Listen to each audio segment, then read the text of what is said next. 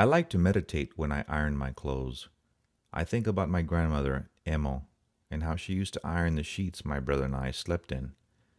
They always smelled so clean and fresh. I remember hearing the singeing sound the iron made as she touched the iron to see if it was hot enough.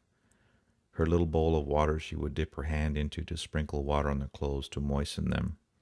No steam iron. My grandmother would not use one. Old school. She loved to see me and my brother in her finished iron clothes. People at church always complimented us on how well my brother and I were dressed. My grandmother, always nearby, smiled without saying a word. I think about days past and people in my life. I reflect when I iron. I remember visiting a friend in Dallas who shared a condo with three other friends.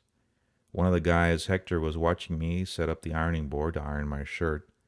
I started to use the narrow side of the ironing board, and I remember him getting up and saying, No, no, no, mira. Use the fat side of the board.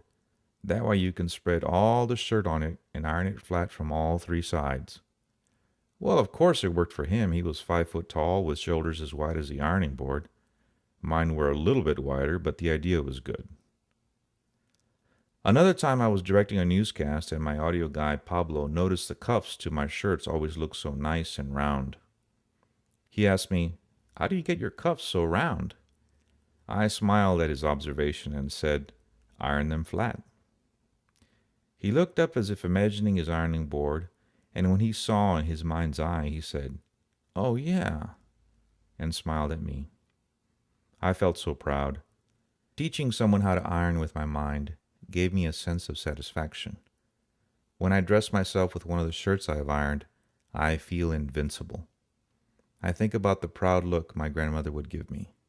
I honor her by this simple act of self-awareness.